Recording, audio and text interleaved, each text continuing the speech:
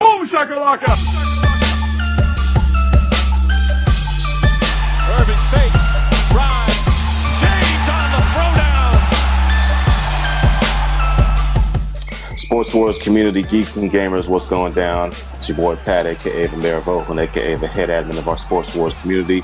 And we took a quick hiatus during the 4th of July holiday, but we are back with our Sports Wars podcast. I'm being joined tonight by my brothers-in-arms, Roy Morgan and Brandon Hicks. Gentlemen, how are you guys feeling out tonight? Doing very well. Recovering from the cookout, sunburns, and hot dogs and hamburgers, and glad to be talking sports again. All right, Brandon.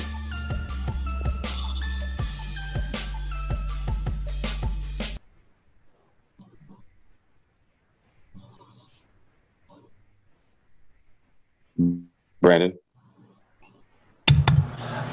Oh, I'm doing good, man. I'm ready to get back talking into sports and ready to put any rumors to the masses about me going to being a LA Laker fan to rest real quick. Okay. All right, definitely. Well, as you folks have probably been able to guess, this episode is going to be pretty NBA heavy, although I am giving a subtle shout out to my boy Thomas here. I know he's a big baseball fan, and we have been able to bring some baseball content onto the channel via Brandon from our Pro Wrestling Nation group on Facebook. So we definitely appreciate that. But in any case, for those who have been following the podcast from the week before last with David and myself, this is part 2 of our official reaction to LeBron to LA. I know a lot of other stuff has happened since then, and we are going to get into all that. But nonetheless, the biggest story of the NBA offseason and the biggest story in sports in general, LeBron James has signed with the Los Angeles Lakers for $154 million over 4 years. Roy, what's your overall thoughts and reactions? It's always a big news story when the best player in a particular league changes teams. It does not happen often. Shout out to LaRock who called this. I'm sure he kind of tooted his own horn. Shout out to LaRock who called this like a year ago, more than a year ago. Last year. Yeah, right. That, LeBron was going to LA. I didn't necessarily think that LA was the best destination of all of the destinations. Not that it was the worst either. I didn't think any one of them stood out more than the other, and none of them were worse than any of the others. Although the situation in Cleveland kind of turned really sour there at the end. I like it. As LaRock put it, it's a move beyond basketball. This is not ring chasing. This is not LeBron trying to get it to stack as many rings as he can in the last 4 years of his career, or last 4 or 5 years in his career. Interesting side note that I thought was pretty great. I don't think it's a coincidence that the NBA commissioner is doing away with the one and done rule right now. Because like I said, the talk of them are getting rid of the one and done and allowing players going from high school. 4 years from now, LeBron James' son will be draft eligible. 4 years from now, the Lakers' contract is up. So whoever signs LeBron Jr. is going to have the best chance to get LeBron Sr.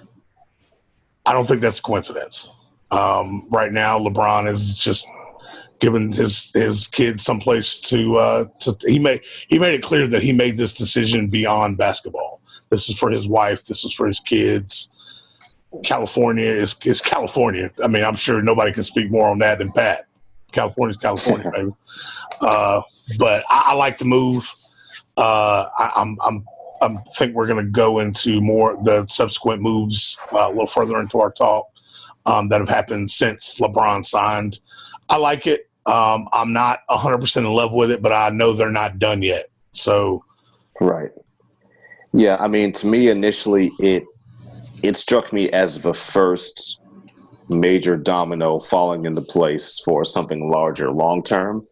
If he was going to make just a quick decision for an overnight turnaround, I think he really would have been looking at Philly or maybe even Houston before they made all the transitions they did. But nonetheless, Brandon, how did you feel when you heard the news?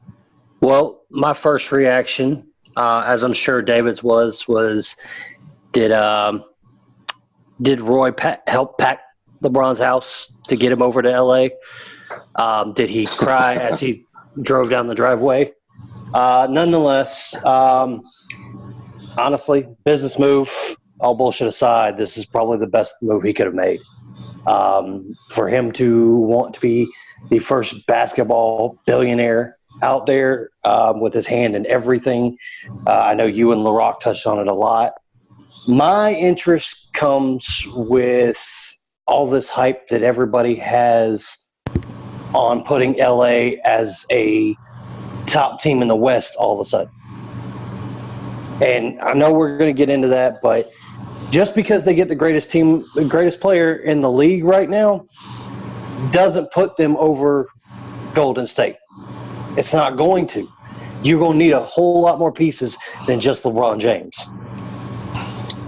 Well, let's go ahead and kind of examine some of the other acquisitions they made. Obviously, they acquired JaVale McGee after he spent the last few years, up here in Golden State. In a surprising move to many, they acquired Lance Stephenson, who we all know had a very infamous back and forth and used some very abstract tactics when matching up against LeBron. They acquired Rajon Rondo, a veteran point guard.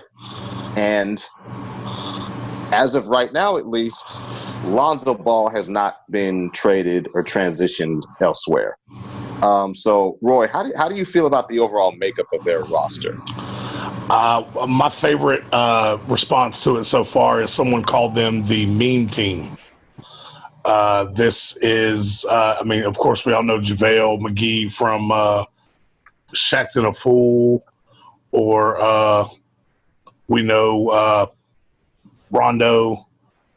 Rondo has his own history with LeBron-led teams, going all the way back to the first stint in Cleveland. Right. We also know that he's had run-ins with LeBron in Miami.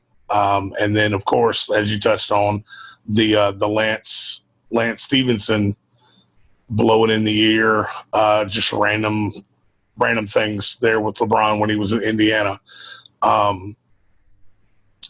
From what I understand, LeBron called Lance and says, "I want you here." So that's a very interesting dynamic. But I love the acquisitions. Hey, let's pause here just a second.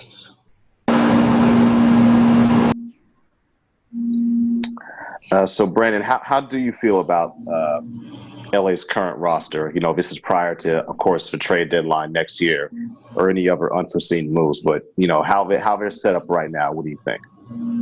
Well, in reality, and I touched on it just a minute ago about how they're not any better than Golden State. Yeah, they brought in Lance Stephenson. That's the way LeBron wouldn't have to deal with him at all. You have him on the same team. It's enemy of my enemy is my friend. So kind of thing. Rajon Rondo, we know he's had his run-ins with him in the past to the point where Rondo's went on a personal rant saying LeBron is a bitch. And now all of a sudden he already has to put his tail between his legs and tell LeBron, hey, I'm sorry for that. It was just because we were not on the same team, whatever. And then you got Lonzo. Rondo ain't going to do that. Rondo ain't going to do that. Rondo is more about doing that just for the team aspect. He's been a very quiet assassin when it comes to things like that. He said shit back behind Paul Pierce's back. He talked shit about KG. Pierce and KG are bitches. Yeah, not unlike that of Tony Parker in San Antonio. Yeah. Maybe worse. That whole Boston contingency has had sticks up their asses ever since. But let's not divert too much. Okay, Stevenson and LeBron, they've definitely had their history. But I remember at the a particular GOAT in Chicago who had some problems with some guys in Detroit. And a member of that Detroit Pistons team was Dennis Rodman. Yep. And then Rodman got brought on to the Bulls. Him and Jordan were they I don't know that they were buddies. They weren't going to bars and shit together, but they don't have to. They showed up and did their job. Definitely not. Stephenson was brought on perimeter defense. Yeah, no, I'll give you that. Stephenson's defense is worth mentioning. He's not going to have to score. If he averages 10 points a night, it's fucking great. Rondo, But I don't think LeBron would expect Rondo to apologize. I don't think he would be like, "Oh yeah, you need to say you're sorry." He wouldn't do that because he knows the heat during the heat of that rivalry. If we can call it a rivalry, because Boston really only, they got one championship out of it. yeah, And LeBron and Miami effectively ended that Big Three era, and then basically caused Boston to completely blow it up. But even then, when Rondo went to Brooklyn, no, Rondo never went to Brooklyn. No, not Brooklyn. Where was it? Rondo went to Dallas. No, let's see. I'm not. I know he did. He's go to been Dallas. with a few different organizations. Yeah, he did go to Dallas. Yeah. I know he's been with. He went to Dallas. He was in Chicago. In Chicago. That's what it was. Sacramento. So even a couple games. Yeah, he got traded to Sacramento. That was right along the time that Rudy Gay came over there as well. And then he ended up leaving and going to San Antonio. And nonetheless, if you put him up side by side with the rosters as of right now, I feel for Lonzo Ball.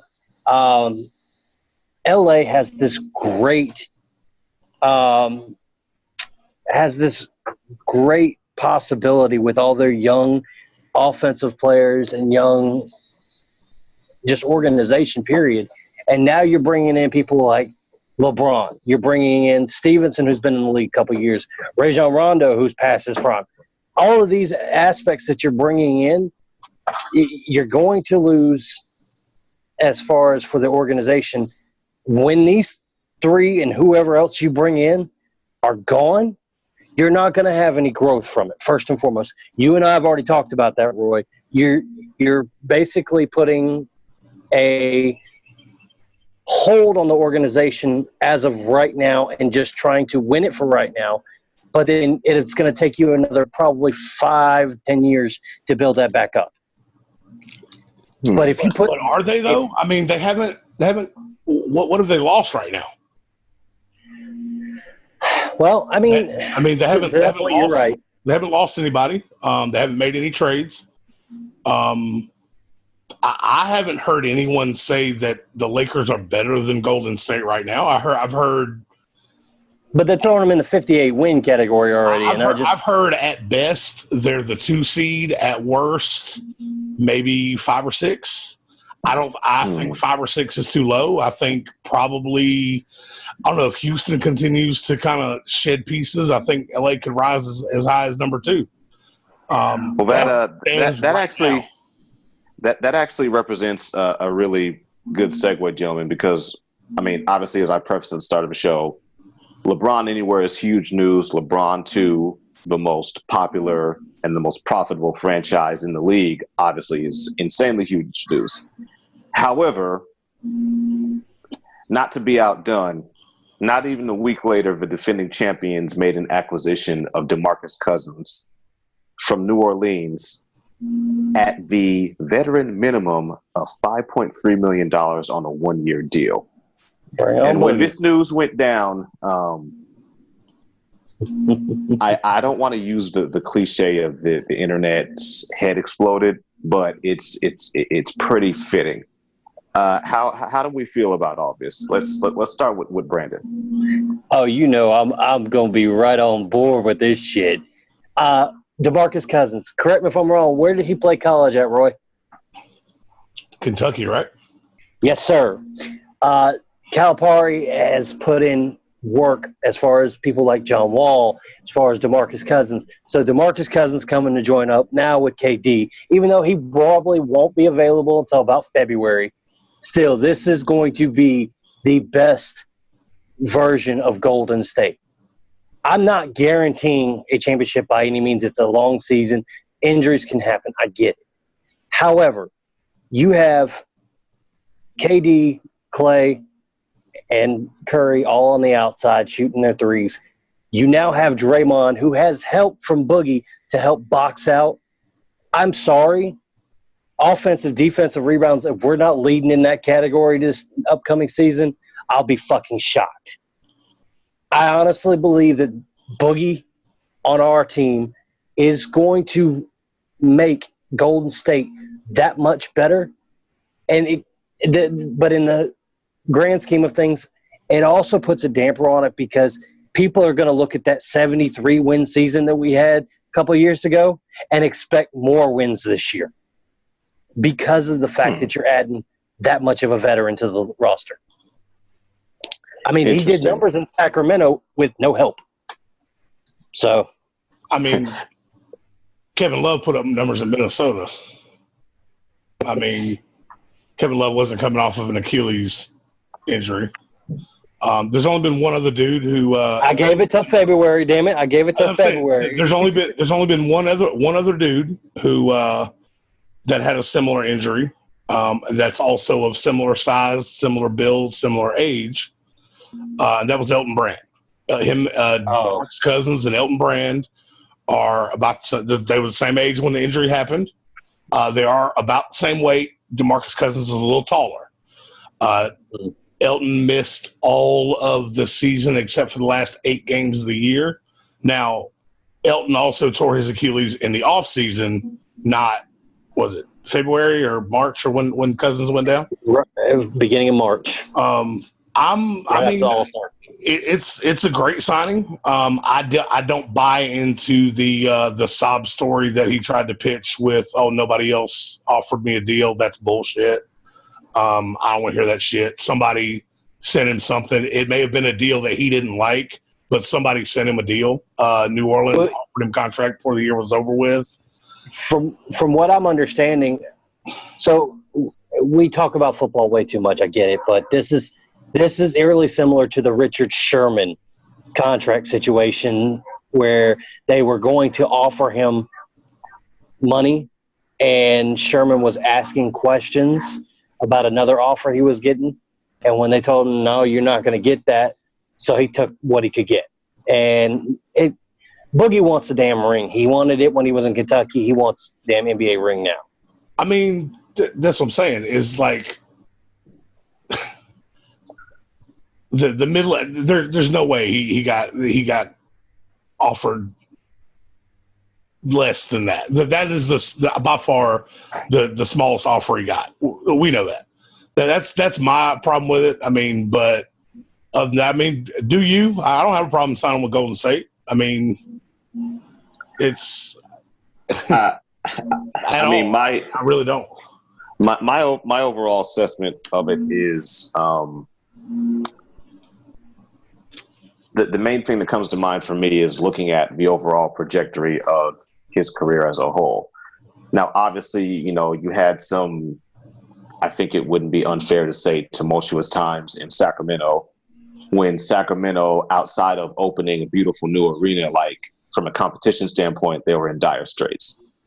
And then you have a situation where overnight he finds himself in New Orleans, which, is a promising team. You have AD, who is easily a top 5 player in the league. Right. And it's like, I feel like, okay, he got that offer. And again, there's a lot of conflicting reports and whatnot. He got the offer from New Orleans initially, and then he goes down and gets hurt. They have a stretch where they are honestly playing better without him. And then, the whole postseason rolls around. He's probably thinking, oh, man, they're going to come back to the table. They're going to let me know this. They're going to let me know that. Apparently, and again, we're taking his word for it. We don't know 100% for sure. Maybe it'll come out later. Maybe the 30-30 about all this shit 10 years from now, we'll divulge into it. But apparently free agency starts and they don't do any type of follow-up of him. Like, hey, how do you feel about the deal? Do you think we can make some adjustments? Whatever. They expect him to take it right when they offer it. Right. And then there's also the caveat of us hearing all of this chatter and noise about, AD didn't want him on the team and AD didn't want him in the locker room and blah, blah, blah, blah, blah. And people are just buying the shit hook, line, and sinker. And then it comes out not even a few days ago from the GM down there. It's like, no, this stuff going around the media about how AD wanted him gone, apparently trying to pull the strings on some Brady Kraft / Garoppolo shit. Apparently that's complete nonsense. Oh, yeah, because otherwise they put up a hell of a facade because the two of them on the court, they were the best of damn buddies. They were sitting there joking, laughing around, and you can't placate that shit. That has to be real. And, that's like JR and LeBron. Sorry, I had to do it. Like I said, I don't have a problem with it. Although I do think it could be a very interesting addition considering, has it come out yet what the hell David West was talking about what, y'all don't even know what happened during the season. To be perfectly honest, man, from what I've heard in just very, very subtle digging I've tried to do, not like LaRock in New England level digging. I have my sources, but it doesn't go to that level. But nonetheless,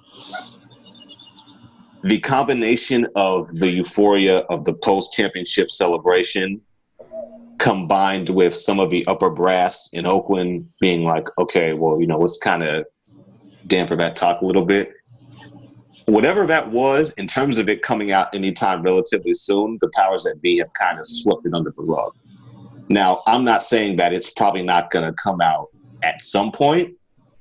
Maybe when the main nucleus in Golden State separates or that first major piece goes and takes money elsewhere, whatever the case may be. But as of right now, it hasn't come to a head.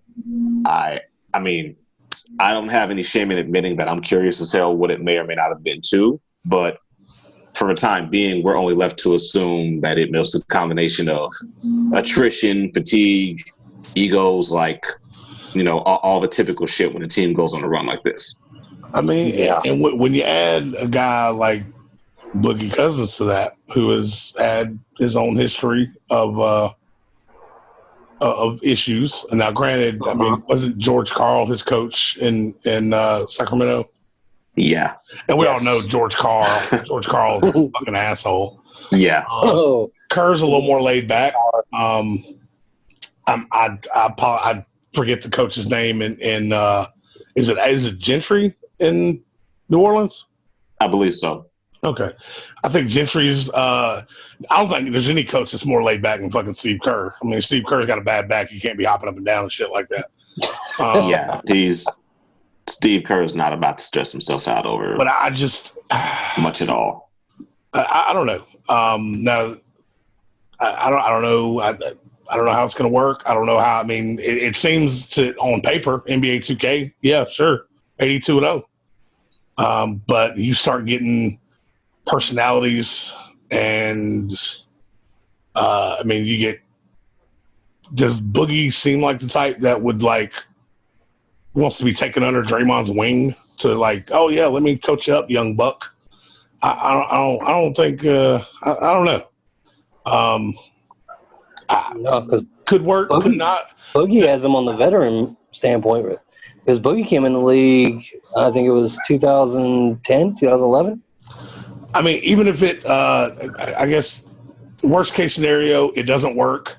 They pay Boogie to stay the fuck home, and they still make it to the Western Conference Finals to face the Lakers. At this point, we're not even looking towards the fucking NBA championship anymore. We're looking towards the Western Conference Finals because that's who the champion is going to be. Right. So at this point, even if they send Boogie, even if they send Cousins home, it's like, okay, here's your $5 million. Go sit the fuck home, and we're done. And he gets his contract next year. It's. I won't sit here and lie and act like there isn't the potential for it to be contentious. But this is also his audition for him to get majorly paid for a long-term role after next season. So to some degree or another, he's going to have to kind of hold it down. I mean, he'll be a free agent again because the Warriors aren't going to have enough money to sign him. They're not going to have no. God. So he'll be a free agent again. Because we're going to have to pay Clay. Going to have to pay what? Clay. And Draymond a free agent too? Yeah. So you got Draymond's already said he's not taking a discount. No. And then, Draymond wants the max. And then he feels he deserves it again. So lots of contracts. We signed him on a 2-year deal. Oh no! Well, it's a player option for the second year, so he's going to opt out again, and that's that probably transitions us right into the next portion of it because KD is the target of a particular team on the other coast. That is true, and moving right along, gentlemen, that particular team on the other coast, despite a seemingly perpetual lack of success in recent decades, and despite having probably the worst ownership in America, not just the NBA, the States, period. There are all kind of rumors flying around that Kyrie Irving apparently has vested interest in joining the New York Knicks. Now, this stands out to me, and I know it stands out to you guys and a lot of people for several reasons. So let's kind of dig into this. One, in lieu of LeBron going to LA, a lot of details have come out about the tumultuous end of Kyrie's tenure in Cleveland. That Kyrie basically looked at LeBron's power and influence within that situation with either bewilderment, if not outright disdain. For whatever insane reason, he couldn't wrap his head around how and why LeBron was so powerful and influential and such a titanic figure within the community, an economic force, X, Y, and Z. All of that either confused Kyrie or pissed him off. So that's number one. Number two, what does this really say about Kyrie if he goes from playing with the best player to playing with the smartest organization with the most assets and the best coach, and now he potentially wants to leave that again to go to the best market, but a team and a franchise that has struggled mightily and has piss poor ownership? Let's see if we can't pick this kid's brain. Like, what's going on with him up north? Roy, what do you think? I mean, the reports coming out that Kyrie not only wanted out after the championship, like not only did he eventually get his way out the year after, or the year KD beat him, KD and the Warriors beat him in the finals, but that he allegedly wanted out after the championship, and then it came out even further that he didn't even want LeBron there to begin with. Like, it's kind of crazy to me. And then when he forces his way out, as you said, he goes from playing with the best player to going to the best coach, and now he wants out of there as well.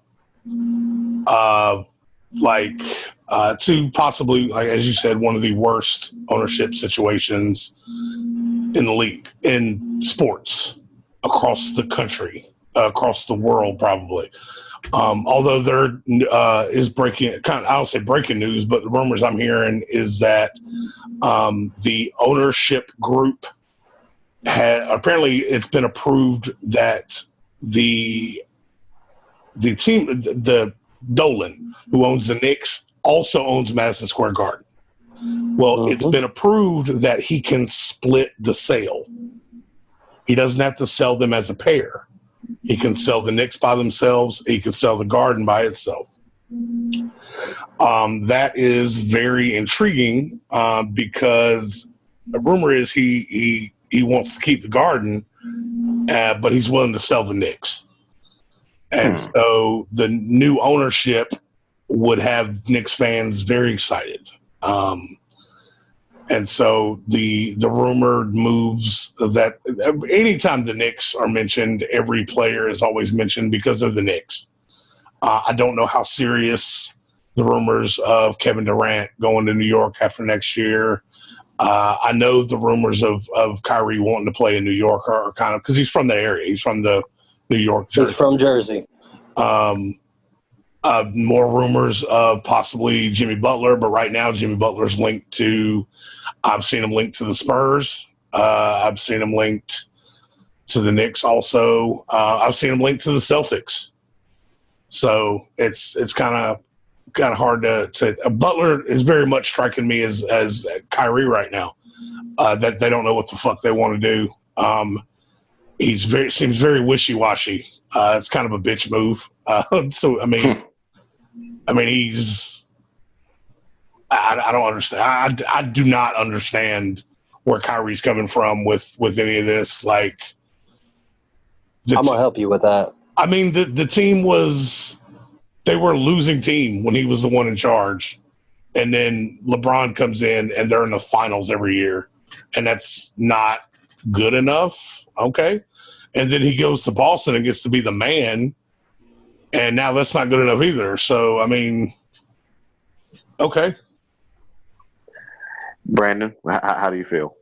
Okay, so there's a couple of aspects into this. So, yes, Roy, I read the same article. Evidently, LeBron, when they played against Cleveland, when he was in Miami, he told Kyrie, keep doing what you do, and who knows, I might see you one day. Evidently, Kyrie immediately said, I don't want him coming to Cleveland. I want to develop Cleveland on my own. And when LeBron comes in, he wanted out after the year of the championship. So, Roy, everything that you're saying, I know 100%. But he told his camp, they kept it in-house, didn't say anything, and so he could force his way out after the last championship that they lost when they lost 4-1.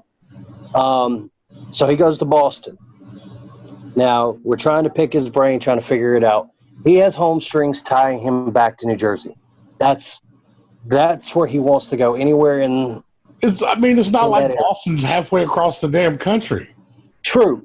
I give you that. But here's the thing. So you and I and John have had this discussion about LeBron's legacy, about if he went to the worst team like Phoenix, like Atlanta, and built them from the ground up. That's what Kyrie wants to do if he goes to New York. Kyrie wants to go home. Kyrie doesn't. Yes, I'm saying he wants to go home. He wants to build it back up because he wants to do what LeBron James did. He wants to go back to his home and bring a championship.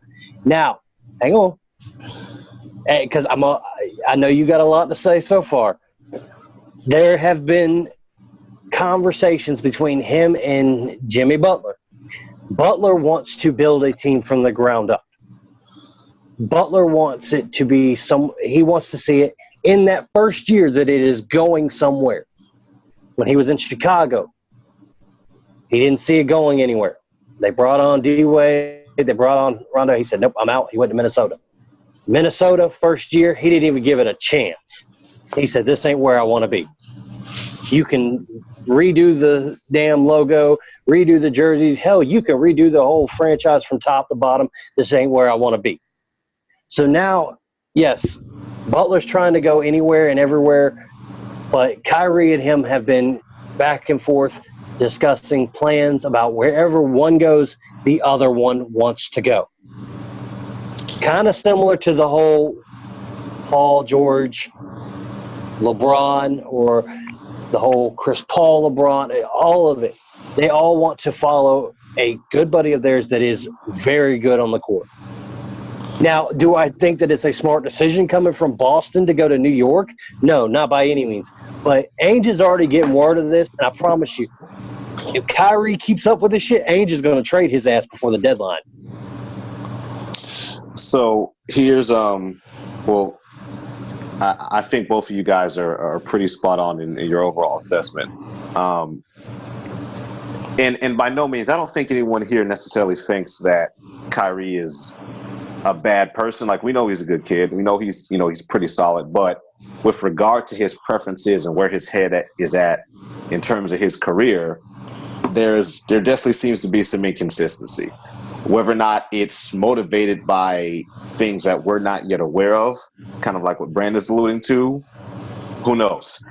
But the underlying truth of all of this to me is that forget about Ainge stepping in if he gets word of all these ambitions. Kyrie hasn't been healthy at any point. He wasn't healthy with Duke. He wasn't healthy in Cleveland with LeBron taking a huge weight off his shoulders. And he wasn't healthy for 1 year in Boston. If he gets hurt again, I think Ainge is going to ship his ass.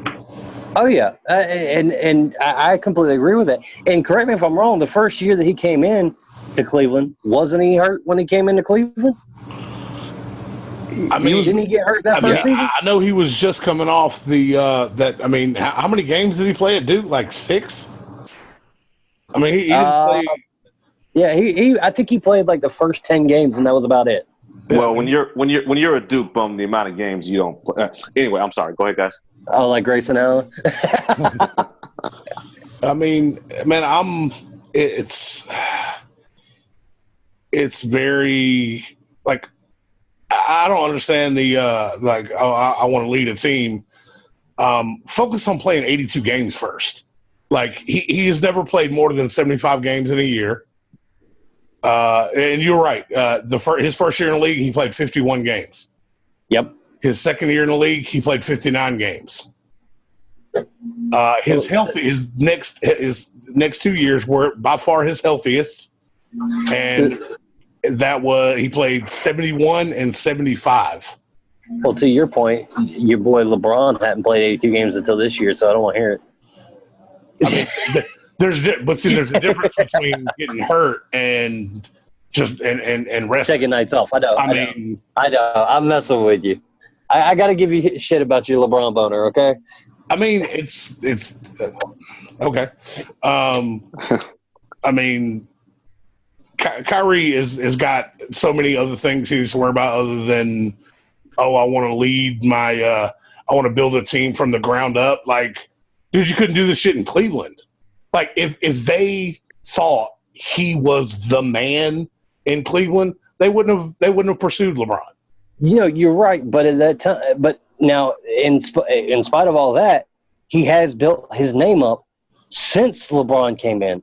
So therefore, he does think that he can. I mean, untuck shirt or Kyrie in Cleveland for that one game, and not to mention the jumper against Curry in the final moments of the Game 7. I mean, that right there. I know. I hate it. Okay, but he's made a name for himself. You can't deny that. I mean, he goes to Boston himself in the way that Mario Chalmers was good in Miami. I mean, Kyrie was. Don't get me wrong. Kyrie is a very good player. Kyrie you just shortchanged the shit out of Kyrie. Kyrie is. I mean, I at least gave him D Wade status. I mean, hell no. He's a point guard. No. I'm not saying based on the position. I'm not saying based on the position. D Wade went to the finals and won a championship with Shaq. Old Shaq went to the finals. Kyrie didn't win. I mean, what was their record before LeBron got there? Like, did they have a winning season? Like, he was an all-star once before LeBron got there. No, they were 4 losing seasons. Yeah. 4 losing seasons. So yeah, I mean, if Cleveland thought that, oh man, Kyrie is the guy we need to build around, and this guy deserves some say-so in the franchise, then he wouldn't be on the fucking verge of being traded twice. I mean, like, but to your point, he played 51 games his first season. You didn't get a whole lot out of him. They didn't make playoffs. So then, well, I mean, at that point, in Kyrie's defense that year, they were the worst team in the league. So nobody's expecting playoffs that first year, but they are expecting some kind of turnaround. And what? So it wasn't 3 of the 4 years that he was there. They ended up with, or 2 of the 4 years he was the leader of that team. They ended up with the number 1 pick in the goddamn draft. I mean, it's not Kyrie's fault that they fucking blew it on Anthony Bennett, but they drafted Andrew Wiggins. I mean, if they thought that Kyrie, if anyone in the league thought that Kyrie was the type of player that you could build a franchise around, he wouldn't be on the verge of being traded a second time.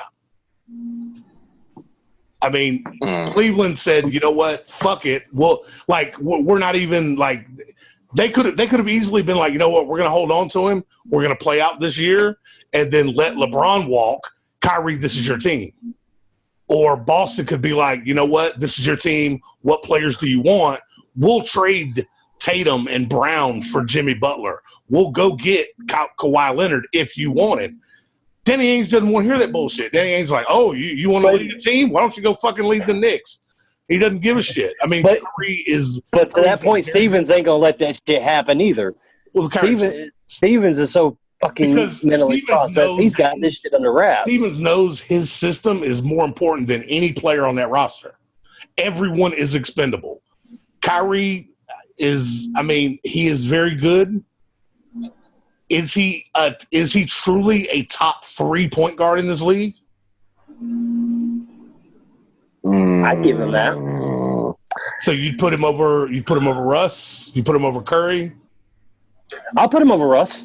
Shit, no. I wouldn't put him over Russ. MVP? Oh, come on now. MVP? Yeah, honestly, I would. As athletically, absolutely hell no. No, he doesn't. In terms of decision making, yes, I would go ahead and give him a nod. That's where I give it to him. But I mean, if we're breaking it down like that, I mean, the decision making. Okay, so that means Trent Dilfer was a better quarterback than Brett Favre because Brett Favre's decision making fucking sucked at times. That's because he was drunk all the fucking time. But anyway, if we're talking athletically, the entire package, Brett Favre is head and shoulders above Trent Dilfer. But if we're singling out the decision making, Brett Favre is probably one of the worst decision makers in the history of the NFL. That's why he leads the league. Interceptions.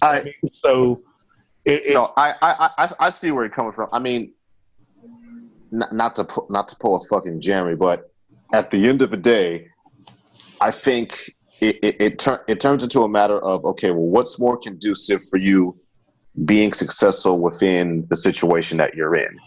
Kyrie is a hell of a talent when he's upright, but when he couldn't go and when apparently he wouldn't even show up to the Game 7 to watch him lose to Cleveland, you have Terry Rozier, a backup, fueled by his newfound bromance with Drew Bledsoe of all people, and they took LeBron to 7. So I think ultimately Ainge and Stevens might not be tripping about Kyrie's whims and this and that and the third. Like if he goes, like, okay, you'll go. We'll plug in some second string guy who used to work at Foot Locker and go to the Eastern Conference Finals all the same. They'll go to the finals. They'll go to the finals. It won't be an easy conference. Stevens, I think him and Bill Belichick are probably getting their coffee from the same Dunkin' Donuts at this point because their tactics they're swapping tactics. They're extremely similar. Although just one's the hateful hobbit, the other one's not. Yeah, well, the former is a lot more likable than the latter. In any case, you guys brought up our man Westbrook just a second ago. That actually brings us to our last NBA topic before we get into a little bit of football to close things out because we never talk about football. No. I think it has to be recognized that this is the one element of this explosive NBA offseason that pretty much all of us whiffed on. Paul George extends his time in OKC by 4 years for $137 million. Literally none of us called this. Like we all whiffed. Overall thoughts, feelings, reactions, Roy? I think it's it kind of fucks up the narrative that stars don't want to play with Russell Westbrook. Now we'll get to see we're going to see what they are this upcoming season, George and Westbrook, because you won't have Melo kind of bogging down the offense, them trying to force it into him. I think they're actually going to be better. I don't know who they're going to plug in to take Melo's place. I think it is definitely addition by subtraction. They're going to be a lot better, but nobody saw this shit coming. I think it was awesome that he chose to stay. Shout out to Paul George's barber, he's the one who broke it. As soon as George left, apparently him and Paul George went and got his hair cut, and they discussed it, and then the barber leaked it on Twitter, and I saw some people. We posted that in the group, and I saw some people questioning it, and I was like, "Look, man, dudes don't lie to their fucking barber." So no, so not at all. That's when I kind of knew it was official, like he was staying, and then. Not too long after the tweet leaked, it also leaked that Russell was throwing a very big house party. Yep. I still don't think it is out of the question for OKC to make some more moves. There is a move that I would actually like to see them make. But I'm not sure if they have the salary to make it. Of a guy I think would fit in very well with George and Russ. It's actually an old friend of Russ's, Kevin Love. Kevin Love going to OKC. Him and Russ played with each other at UCLA. I think that would make them very, very dangerous. The problem is it would continue to kind of water down the Eastern Conference. Love is, regardless of whether people whether he plays up to his ability in the playoffs or not, he is still a former All-Star. But back to Paul George, I like it. It's like you said, everybody completely whiffed on it. Russ must have had one hell of a sales pitch to sell Oklahoma City. Yeah, I don't know how much attention he pays to him, if at all. But Russ is probably just giving the middle finger anytime Cowherd's face is on the TV screen. Yeah. Brandon, what was your reaction? Well, my reaction, obviously, yeah, I whiffed. I was saying that PG wanted to follow wherever LeBron went because they had talked about it tremendously in the offseason last year. What actually I find funny about all this is PG wasn't going to re-sign with OKC. Yes, they had the most money on the table. But what PG was looking at more so was, I don't want to be stuck playing with fucking Melo again. And when it leaked out that they weren't keeping Melo on and that they were sending him out the door, PG said, no, I'm going to stay. I'll take the money. I'm going to even do a damn 3-part series. Let's get it going. I want to build this team up. I want it to be better than last year. I don't want to lose to a above average Utah Jazz. Sorry, Utah. That's just the way it is. They want to come into this season, and they're going to make the moves. To my understanding, didn't they get Marlins Noel to re-sign? I believe so, yeah. I'd have to double check. Noel, yeah. Okay. Noel's So, fine. I mean, that's already a good piece because that's going to help out. I think that they've got a couple more moves to make, but ultimately it's not going to be the train wreck that it was last season.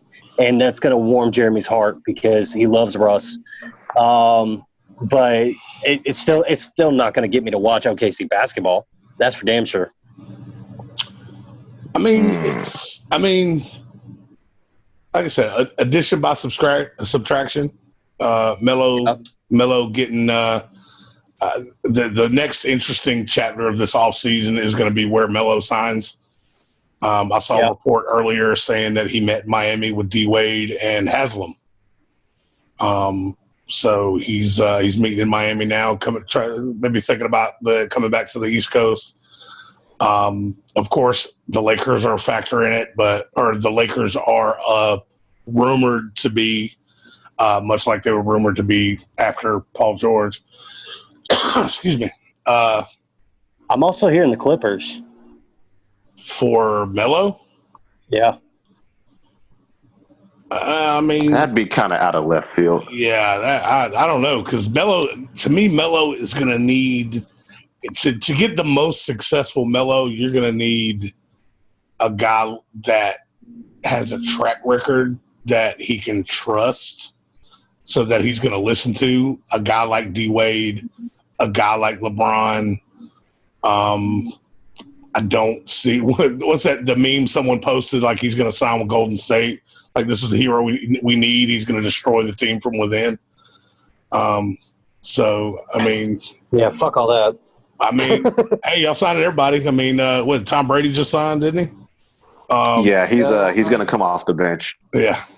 But, yeah. I mean, he's going to wipe the sweat from Curry's face as he's hitting threes again.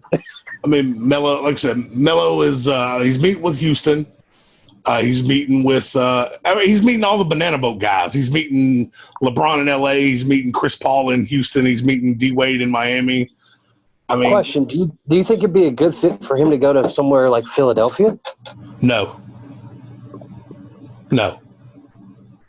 Because he would try to come in there and alpha male all these young guys, and Philly doesn't need that. Philly is in a good place right now.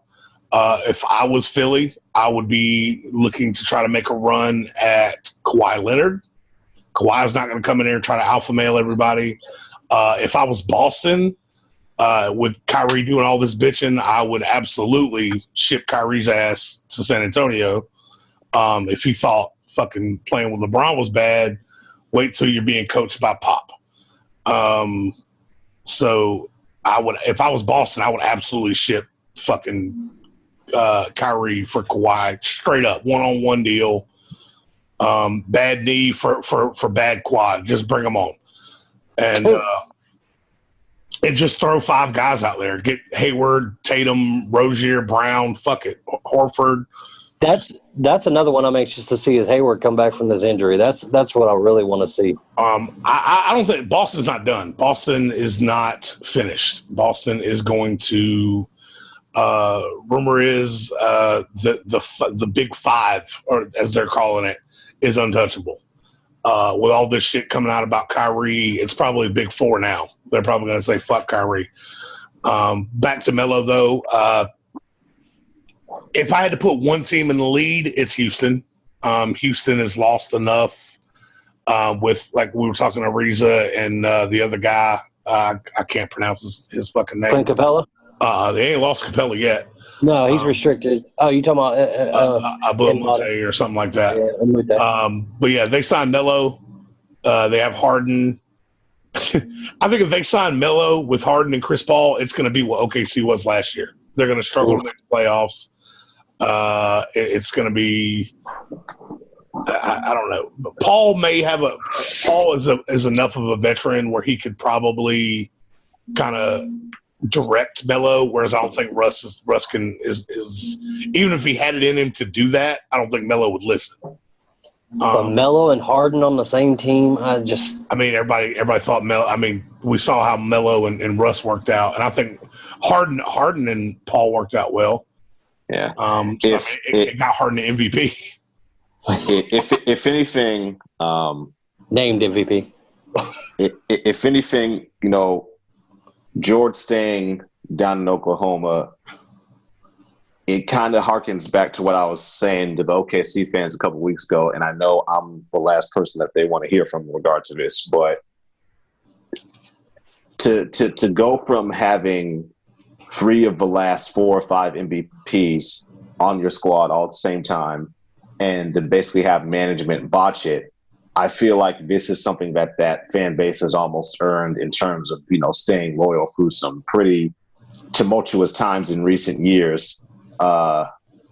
So yeah, I wasn't, even though none of us called it, even though we all pretty much thought it was a foregone conclusion that he was going to end up as a Laker, a part of me wasn't super surprised because, like you guys are saying, once it became clear that, like, okay, well, for all of his talent, Melo's not going to be a long-term thing here. Then the younger guy from the different generation, different class, like, oh, okay, so now I'm much more open to a future here.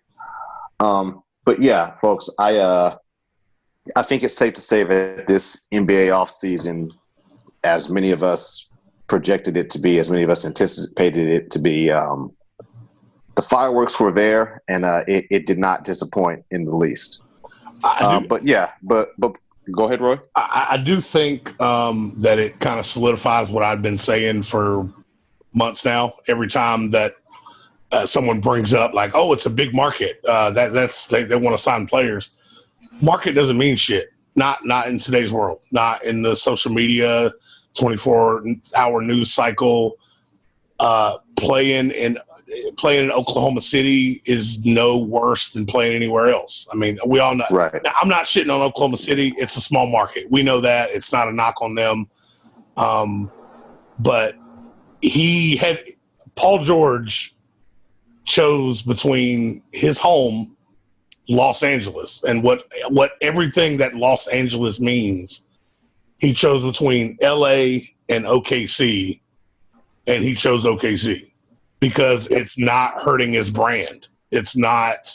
He can be a fucking face of the league superstar in OKC just as much as he could in LA.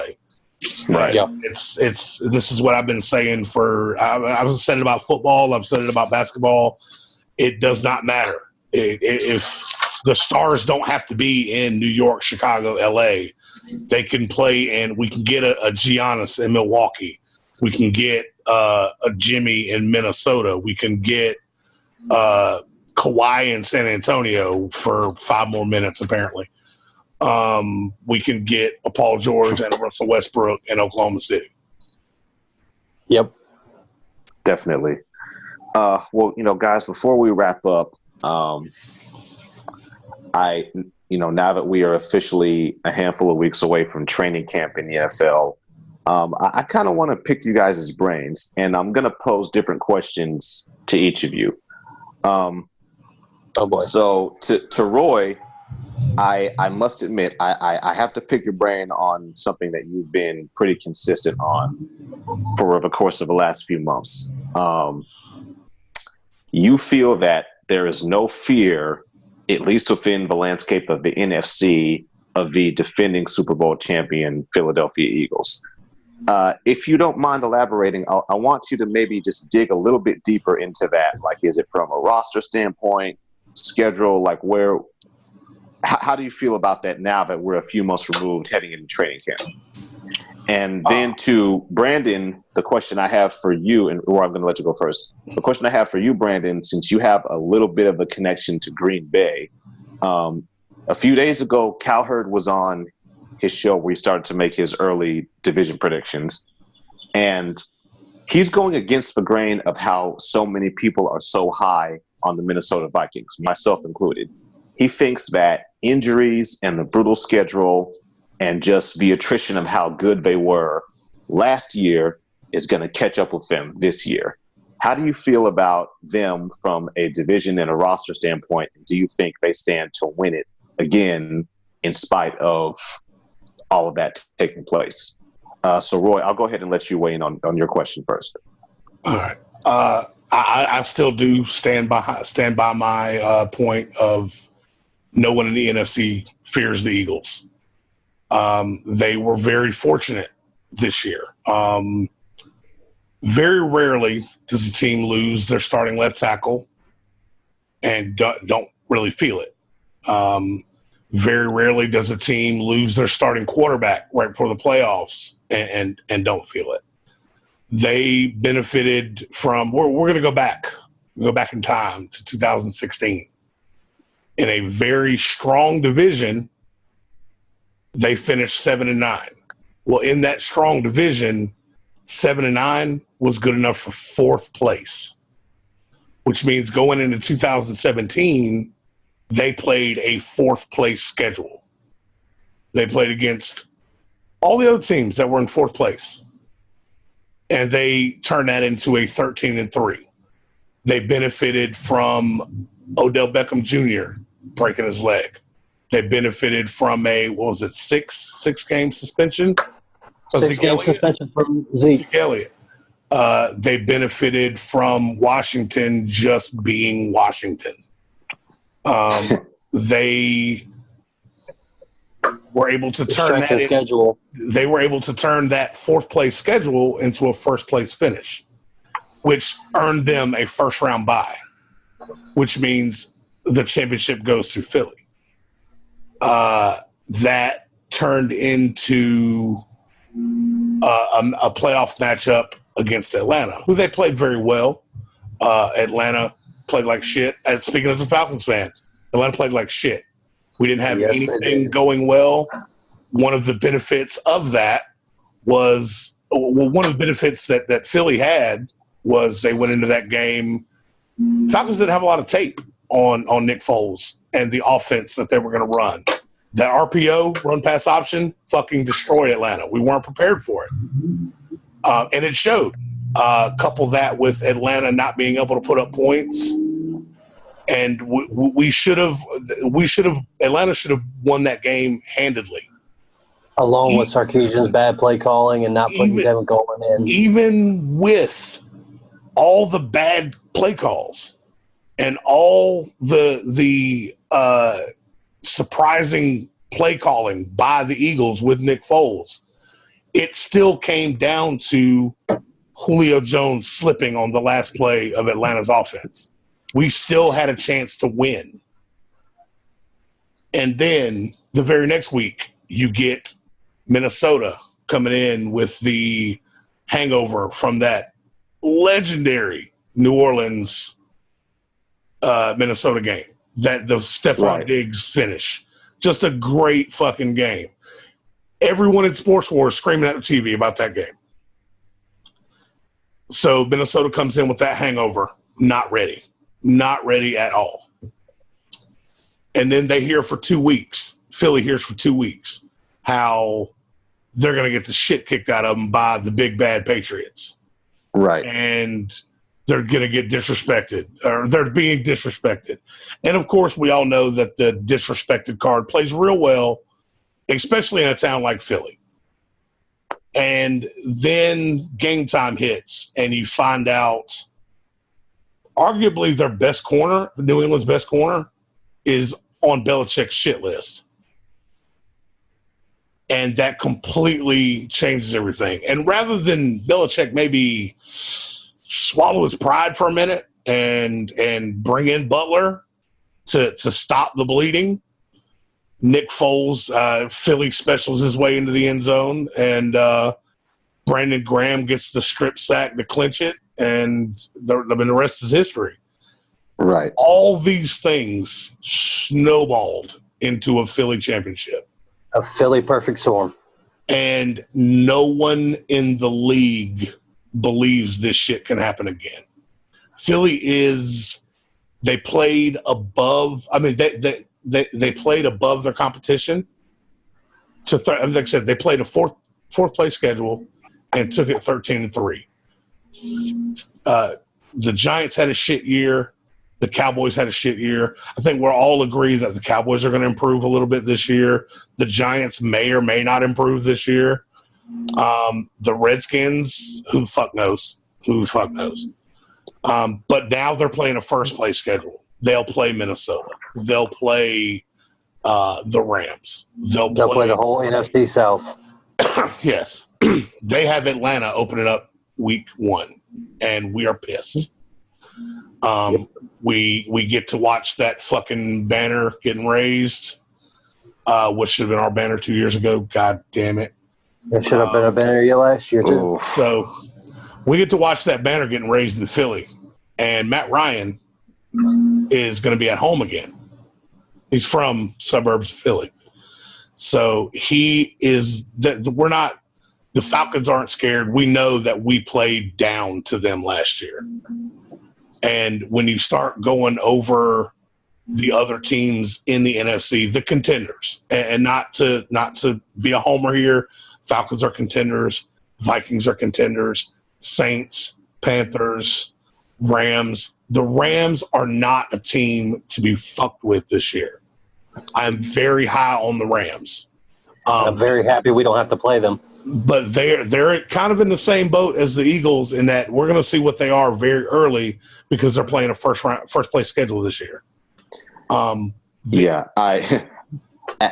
you guys know, I am absolutely not looking forward to opening our season against them in Oakland. I tell dipshit 49er and Raider fans all the time, like, you guys are spending all this energy arguing with each other over small-time shit like we did when we were in middle school, when we were in high school, when we were stupid-ass college students. The Rams are going to smack the shit out of both of us, more than likely. However, I do have a glimmer of hope that maybe we can compete well against them before it all gels together. Because remember that, ironically, we're speaking of Philly, and, you know, Roy, I appreciate you elaborating like you did. We were speaking about Philly a second ago. Remember the Philly Dream Team from, like, what was that, 2011? Yeah. On paper, it was all good, but the X's and O's weren't what they needed to be. So, no, it's going to be interesting to see, but I feel like with both of those teams, LA and Philly, the nature of the schedule is going to let us know exactly what's happening very quickly. Brandon, if we can go ahead and segue over to my inquiry for you, your thoughts as, I guess you could say, an observer of the NFC North. How do you feel about the Vikings' trajectory next year? Well, to that point, the Vikings are kind of falling into the same category as Philly. They came off of, I believe they placed third in the division the year before, and they took it to a first-round bye and finished 2 seed, right? So now they're going to have to play a first-place schedule. To me, yeah, all the pieces are still there. Aside from injuries, on paper, they look like they should shred the NFC North. I'm no false hope in that. That is actuality. That is everything that we here on the panel have discussed, that Minnesota should cakewalk through this division. They may be a little scathed when they leave out of Detroit or Chicago, but we're not giving any hope to Green Bay. To that aspect, I say this. You're putting Kirk Cousins at the helm. You lost McKinnon, and now you're basing solely on Dalvin Cook, who just came off of a torn Achilles. You're also trusting Latavius Murray still. You didn't really add anything at wide receiver, and you're going to have to play a first place schedule. I'm not putting it past Minnesota to come out on top of all these things, but I'm saying if we go with the grain, with reality, you've got Kirk Cousins at the helm. You're going to go 9-7. Ask Washington. It's not going to change. 2 years ago, 3 years ago. 3 years ago, you'll remember, they won the division. And then they went to play, and they played at home against Aaron Rodgers in Green Bay. And Green Bay destroyed them after halftime. I mean, obliterated them. I think it was like 32-18 or something like that. Something score. Crazy, yeah. But Kirk Cousins plays. He tries to be as good as who he's playing. As far as quarterback-wise, he tries to go better than them. But the reality is if he's playing a team like Green Bay against Aaron Rodgers, he is terrified, and he starts making errors. We saw that this year in Washington. We've seen it his whole career in Washington. It's why he's been put on the bench and brought Colt McCoy in.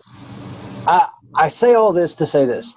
I'm not giving a gift wrap to Minnesota for the division anymore. I'm not gift wrapping any division at this point because every team has to prove it. Minnesota on paper proves it. However, in reality, with that first place schedule, I think we're going to see somebody that nobody's putting money on right now to come in and win that division. I mean, Detroit could be a surpriser. I'm thinking Chicago could be too. I don't think Chicago's there yet. I'm not saying that they're yet. I'm saying injuries and given time, Chicago has a chance. They have just as much chance in my opinion, they have just as much chance as Green Bay does this year. Shit, I don't know. Wow. I don't know that I put Chicago in this one. Well, the only reason that I say I'm not trying to knock Aaron's Bears, trust me. But what I'm saying is you have kind of a half-hearted Aaron Rodgers there, and you have less of a receiving core than you had a year ago. You still don't have any help on that offensive line. Yes, you added Jimmy Graham, but he's not exactly a blocking tight end. Who's the running back again? And then Aaron Jones, your running back, who you're putting as your feature running back, just got suspended for 4 fucking games. So back to Ty Montgomery. No. Now they're going to go straight up with Jamal Williams. I'm telling you, Ty is for everything that he did at running back. Ty is moving straight out to wide receiver again. I mean, they've got to with them cutting Jordy. They got. I mean, because McCarthy's offense and Aaron Rodgers, the way he likes it, he wants it to be a spread offense. So he wants to have at least 3 wide receivers and a receiving tight end. That's how he beat Dallas with the crazy fucking Jared Cook catch. For all that Jared Cook did, he still couldn't do shit in Oakland. Sorry, Pat. But for everything that is setting up, the only way I give Green Bay any kind of nod this season is if injuries and you see an implosion with Kirk Cousins and that entire offensive line in Minnesota. They will go neck and neck with Detroit. They will go neck and neck with Chicago. But unless there is injuries and an implosion in Minnesota is still going to be that team to beat in the North. I'm still not gift wrapping it to them, but, I mean, they set the tone. Okay, well, I definitely see where you're coming from. I mean, you guys know from a few weeks ago, I'm hanging my hat on the Lions to be the most improved team in the league. And if there's a window of opportunity, if the perfect storm of the Kirk Cousins being the NFC equivalent to Alex Smith, or before he got traded, the NFC equivalent in terms of having a very distinct ceiling, that coupled with the fact that Green Bay, they're going to come out of the gates blazing hot until injuries start to play a factor with their already mediocre roster. And then, Chicago, they're in a rebuild. I don't know too much about Trubisky, but I heard someone refer to him as a poor man's Jimmy Garoppolo. So that coupled with the fact that they are, still in a rebuild stage, I don't think they're quite there yet. A very unique window of opportunity could be there for Detroit to be like, okay, fuck you guys, we're going for it this year. And not to stop you right there, Pat, but I do have one more thing as far as on my Minnesota rant. Okay. So we know the cockiness that comes with Kirk Cousins. We know his phrase, "You like that." Right. Mind you, that cockiness, that determination, all of that came when he was looking for a contract. He's $84 million guaranteed now. What the fuck does he have to have a damn attitude about now? You are fully guaranteed that money. You're not looking to get more paid. At this point, how many years was it? 3? I thought it was. It's either 3 or 4 years. 3 or 4, one of the two. But I know it's 84 guaranteed, fully guaranteed. And so you're not looking for a contract anymore. So that means you have to keep your mouth shut, do what the fuck you're told by Zimmer, and just move on. I mean, if you hear a lot of the fantasy football guys, they swear by Cousins. Cousins is a yardage monster. Oh yeah, But that's all in bullshit time. All he's got to do in Minnesota is manage the game. Don't turn the fucking ball over.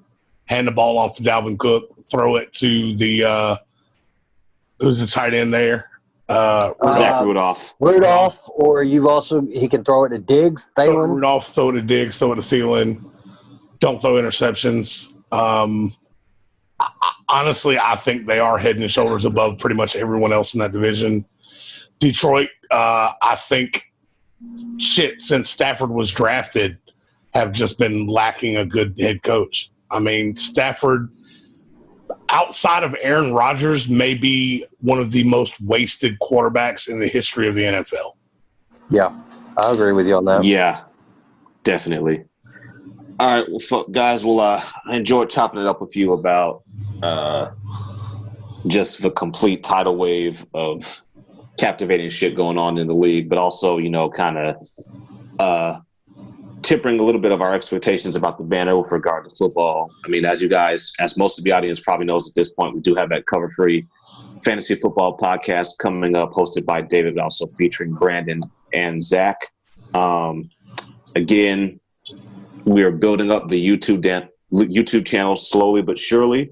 Once football season, pro and college, gets into full swing, there's going to be a lot on there.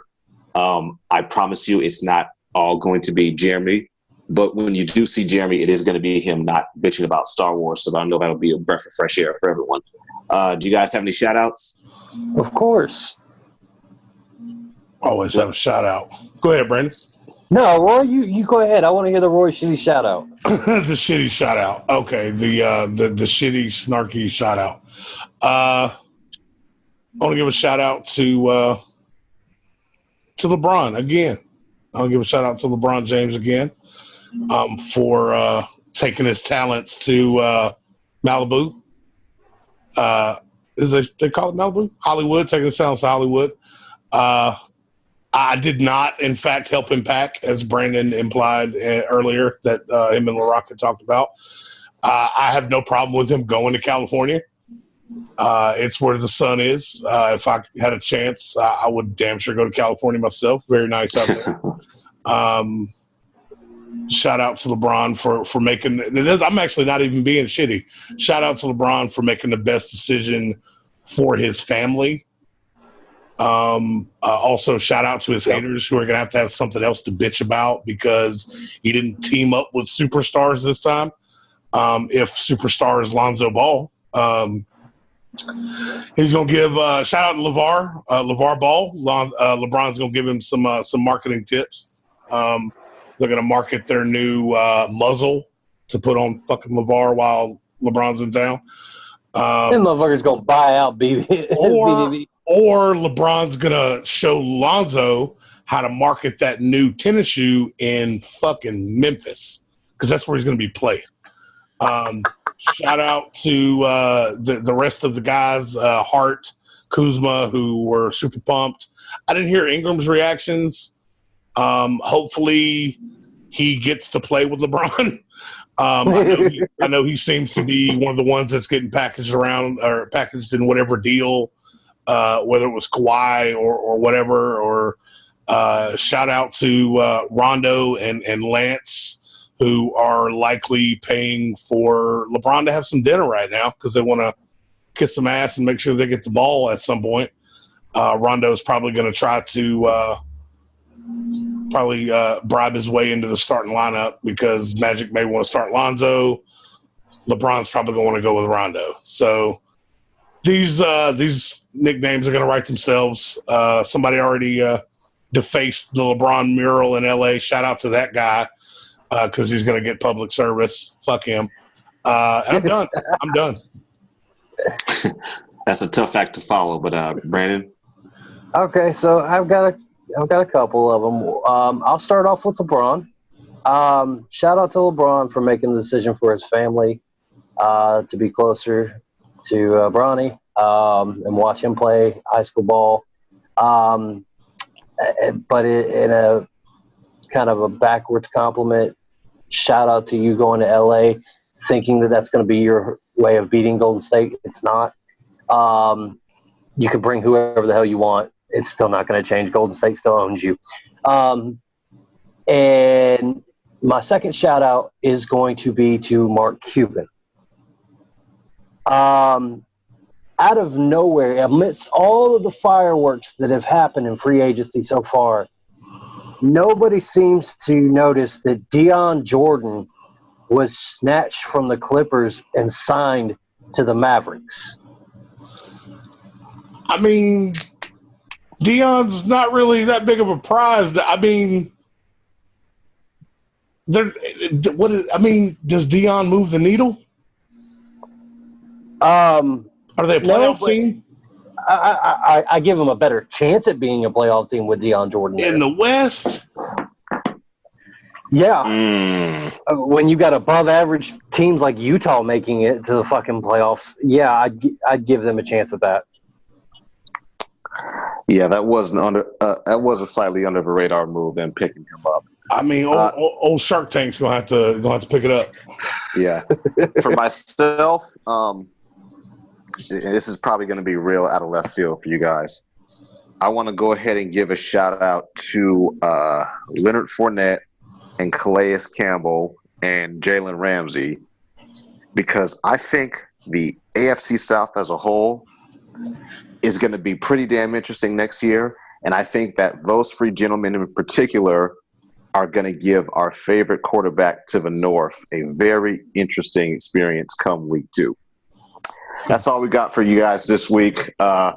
Be sure to stay subscribed. We have a lot more content on the way, as we are always telling you.